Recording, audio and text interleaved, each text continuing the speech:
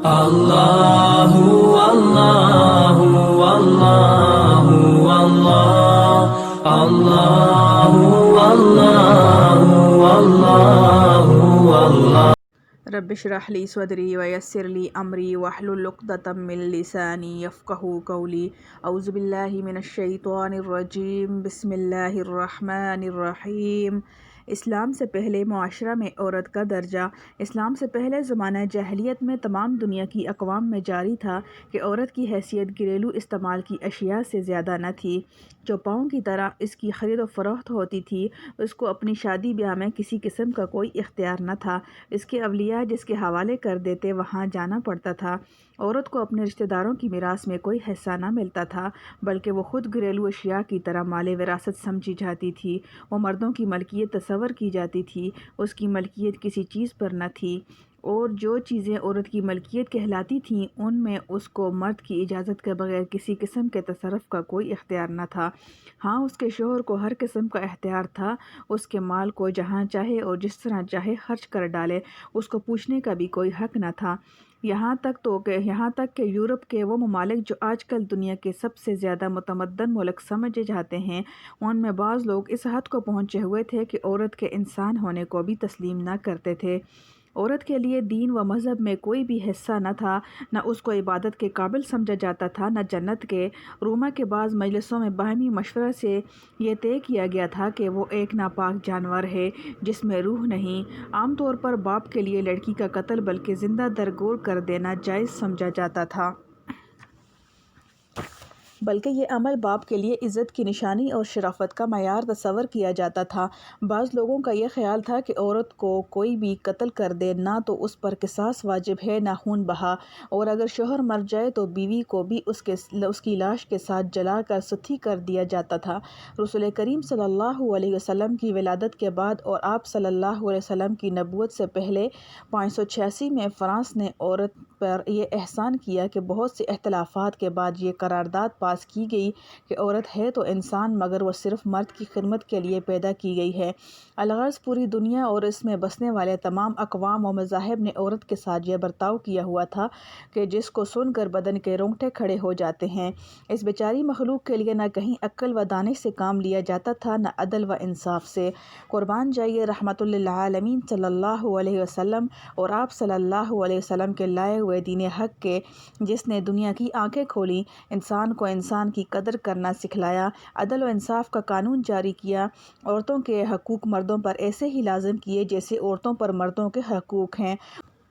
اس کو آزاد و خود مختار بنایا، وہ اپنی جان و مال کی ایسی ہی مالک قرار دی گئی جیسے مرد کوئی شخص خواہ باپ دادا ہی ہو بالغ عورت کو کسی شخص کے ساتھ نکاح پر مجبور نہیں کر سکتا، اور اگر بلا اس کی اجازت کے نکاح کر دیا جائے تو وہ اس کی اجازت پر موقوف رہتا ہے، اگر نامنظور کر دے تو باطل ہو جاتا ہے۔ اس کی اموال میں کسی مرد کو بغیر اس کی رضا و اجازت کے کسی تصرف کا کوئی حق نہیں۔ شوہر کے مرنے یا طلاق دینے کے بعد وہ خود مختار ہے، کوئی اس پر جبر نہیں کر سکتا۔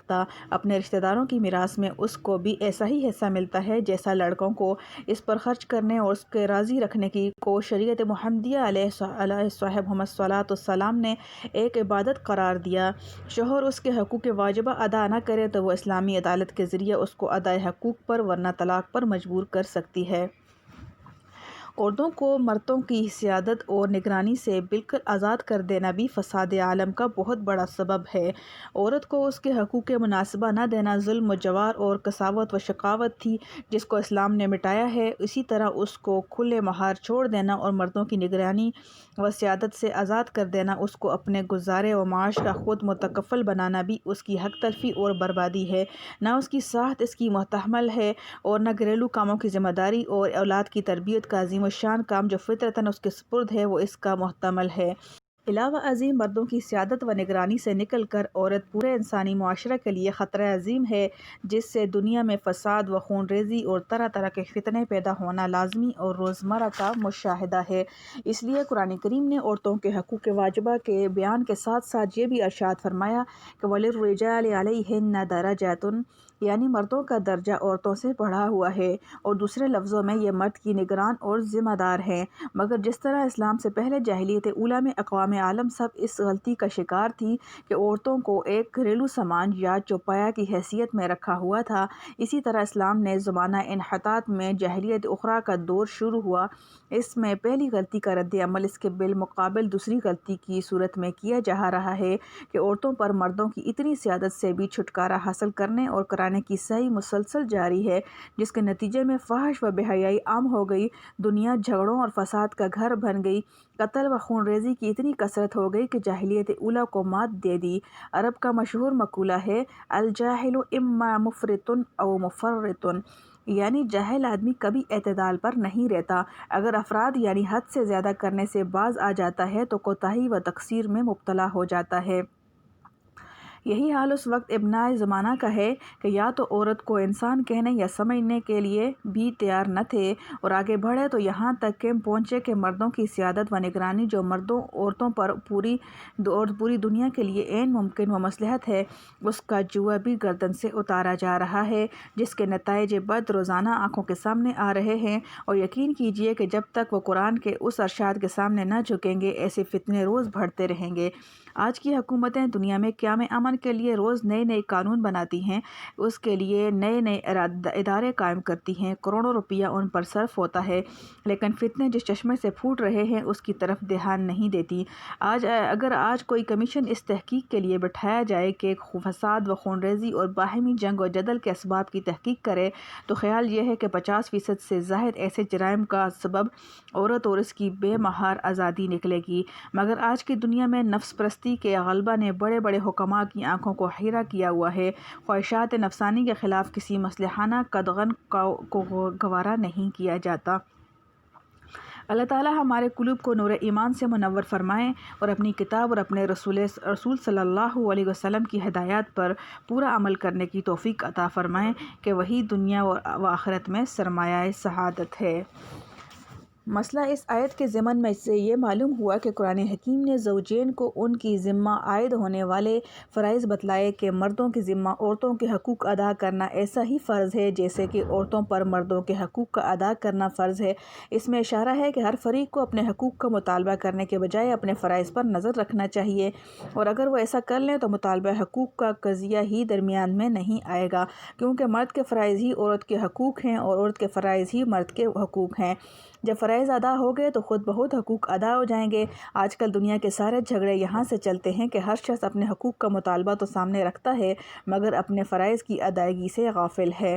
اس کا نتیجہ مطالبہ حقوق کی جنگ ہوتی ہے جو آج کل عام طور پر حکومتوں اور عوام میں، زوجین میں اور دوسرے اہل معاملہ میں چلی ہوئی ہے۔ قرآن کریم کے اس اشارہ نے معاملہ کے رخ کو یوں بدلا ہے کہ ہر شخص کو چاہیے کہ اپنے فرائض پورا کرنے کا اہتمام کرے اور اپنے حقوق کے معاملہ میں مساہلت اور عفو درگزر سے کام لے۔ اگر اس قرآنی تعلیم پر دنیا میں عمل ہونے لگے تو گھروں اور خاندانوں کے بلکہ ملکوں اور حکومتوں کے بیشتر نزاعات ختم ہو جائیں۔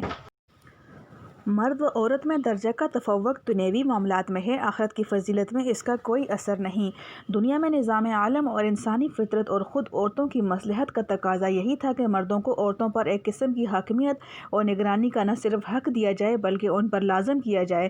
اسی کا بیان آیت الرجال قوامون علی النساء میں آیا ہے، لیکن اس سے سب مردوں کا سب عورتوں سے افضل ہونا لازم نہیں آتا، کیونکہ فضیلت عند اللہ کا تمام تر مدار ایمان و عمل صالح پر ہے۔ وہاں درجات کی ترقی و تنزل ایمان اور عمل کے درجات کے مطابق ہوتا ہے۔ اس لیے امور آخرت میں یہ ضروری نہیں کہ مردوں ہی کا درجہ عورتوں سے بلند رہے، یہ بھی ہو سکتا ہے اور حسب تصریح آیات و روایات ایسا ہوگا بھی کہ بعض عورتیں اپنی طاعت و عبادت کے ذریعہ بہت سے مردوں پر فائق ہو جائیں گی، ان کا درجہ بہت سے مردوں سے بڑھ جائے گا۔ قرآن مجید میں احکام شرعیہ اور اعمال کی جزا و سزا و ثواب و عذاب کے بیان میں اگرچہ حسب تصریح قرآن کریم عورتیں اور مرد بالکل برابر ہیں، اور جن احکام میں کچھ فرق ہے ان کو مستقل طور پر وضاحت کے ساتھ بیان کر دیا گیا ہے، لیکن عام طور پر خطاب مردوں کو کیا گیا ہے اور صیغہ مذکر کے استعمال کیے گئے ہیں، اور یہ بات صرف قرآن کریم کے ساتھ مخصوص نہیں، عام طور پر حکومتوں کے قوانین بھی صیغہ مذکر کر کے استعمال کیے جاتے ہیں، کہ حالانکہ قانون مرد و عورت کے لیے عام ہوتا ہے۔ اس کا ایک سبب تو وہی فرق ہے جس کا ذکر قرآن کریم کی آیات میں مذکور ہوا ہے کہ مردوں کو عورتوں پر ایک حیثیت سے تفوق حاصل ہے۔ دوسری بات شاید یہ بھی مضمر ہو کہ مستورات کے ذکر کے لیے بھی 70 ہی بہتر ہے، لیکن قرآن کریم میں جا بجا مردوں کی طرح عورتوں کا ذکر نہ ہونے سے ان کو خیال پیدا ہوا کہ تو ام المومنین حضرت ام سلمہ رضی اللہ تعالیٰ عنہا نے حضرت صلی اللہ علیہ وسلم سے اس کا اظہار کیا تو سورہ احزاب کی یہ آیت نازل ہو گئی، ان المسلمین والمسلمات والمؤمنین والمؤمنات والقانتین والقانتات الآیہ، جس میں مردوں کے ساتھ ساتھ عورتوں کا مستقل ذکر واضح کر دیا گیا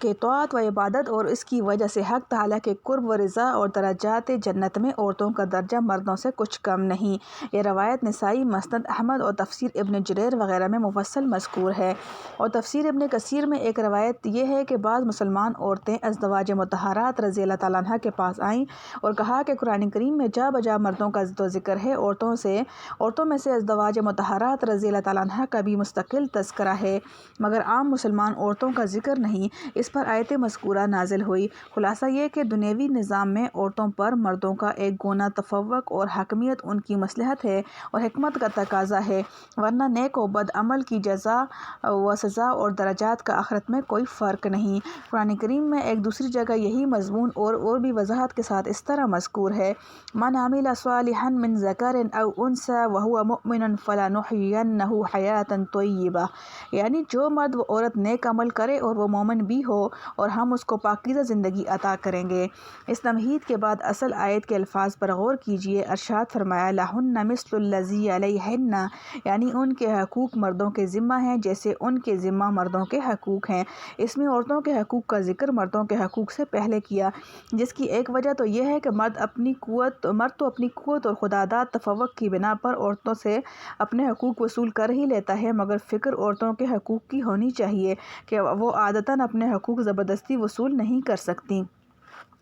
دوسرا اشارہ اس میں یہ ہے کہ مردوں کو عورت کے حقوق ادا کرنے میں مسابقت کرنا چاہیے، اور یہاں جو لفظ مثل کے ساتھ دونوں کے حقوق کی مثلیت اور مساوات کا ارشاد ہے، اس کا یہ مطلب تو ہو ہی نہیں سکتا کہ جس طرح کے کام مرد کرے اسی طرح کے عورت بھی، یا برعکس، کیونکہ مرد و عورت میں تقسیم کار اور ہر ایک کے فرائض فطرتاً جدا جدا ہیں، مگر مراد یہ ہے کہ دونوں کے حقوق کی ادائیگی یکساں طور پر واجب ہے، اور اس میں کوتاہی اور تقصیر کی سزا بھی یکساں ہے۔ یہاں یہ بات بھی قابل نظر ہے کہ قرآن کریم نے ایک مختصر سے جملے میں ایک عظیم الشان دفتر حقوق و فرائض کو کیسے سمویا ہے، کیونکہ مفہوم آیت میں عورتوں کے تمام حقوق مردوں پر اور مردوں کے تمام حقوق عورتوں پر داخل اور شامل ہیں۔ بحر محیط، اس جملے کے آخر میں ایک لفظ بالمعروف اور بڑھا کر آپس میں پیش آنے والے جھگڑوں کا خاتمہ فرما دیا کہ حقوق کی ادائیگی معروف طریقے پر کی جائے، کیونکہ معروف کے معنی یہ ہیں کہ جو شرعاً بھی منکر و ناجائز نہ ہو اور عام عادات اور عرف کے لحاظ سے بھی اس میں کوئی تشدد اور زیادتی نہ ہو۔ اس کا حاصل یہ ہوا کہ زوجین کے حقوق اور ان کو اذیت سے بچانے کے معاملہ میں خالص ضابطہ پوری کافی نہیں، بلکہ عام عرف و عادت کے اعتبار سے دیکھا جائے گا اس معاملہ میں دوسرے کو کوئی ایذا یا ضرر تو نہیں پہنچتا۔ جو چیزیں عرف و عادت کے اعتبار سے ایذا اور اضرار کی قرار دی جائیں وہ ممنوع و ناجائز ہوں گی، مثلاً بے رخی، بے التفائی یا ایسے افعال اور حرکات جن سے دوسرے کو ایذا پہنچے، یہ چیزیں قانونی دفعات میں تو نہیں آ سکتی، مگر بالمعروف کے لفظ نے ان کا احاطہ کر لیا۔ اس کے بعد فرمایا وَلِلرِّجَالِ عَلَيْهِنَّ دَرَجَةٌ، اس کا مشہور مطلب و مفہوم تو یہی ہے کہ حقوق طرفین مساوی ہونے کے باوجود حق تعالیٰ نے مردوں کو عورتوں پر ایک درجہ کا تفوق اور حاکمیت عطا فرما دی ہے، اور اس میں بڑی حکمتیں ہیں، جس کی طرف آخر آیت کے الفاظ واللہ عزیز حکیم میں اشارہ فرما دیا ہے۔ اور حضرت عبداللہ بن عباس رضی اللہ تعالیٰ عنہ نے اس جملے کا مطلب یہ بھی بیان فرمایا ہے کہ مردوں کو اللہ تعالیٰ نے عورتوں کے مقابلہ میں بڑا درجہ دیا ہے، اس لیے ان کو زیادہ تحمل سے کام لینا چاہیے کہ اگر عورتوں کی طرف سے ان کے حقوق میں کوئی کوتاہی ہو بھی جائے تو ان کا درجہ یہ ہے کہ وہ اس کو برداشت کریں اور صبر سے کام لیں اور ان کے حقوق کی ادائیگی میں کوتاہی نہ کریں۔ قرطبی، الحمدللہ حمدا کثیرا طیبا مبارکا فیہ کما یحب ربنا ویرضی، ربنا ظلمنا انفسنا وان لم تغفر لنا وترحمنا لنکونن من الخاسرین، اللہم احسن عاقبتنا فی الامور کلہا واجرنا من خزی الدنیا وعذاب الآخرہ، ربنا آتنا فی الدنیا حسنۃ وفی الآخرۃ حسنۃ وقنا عذاب النار۔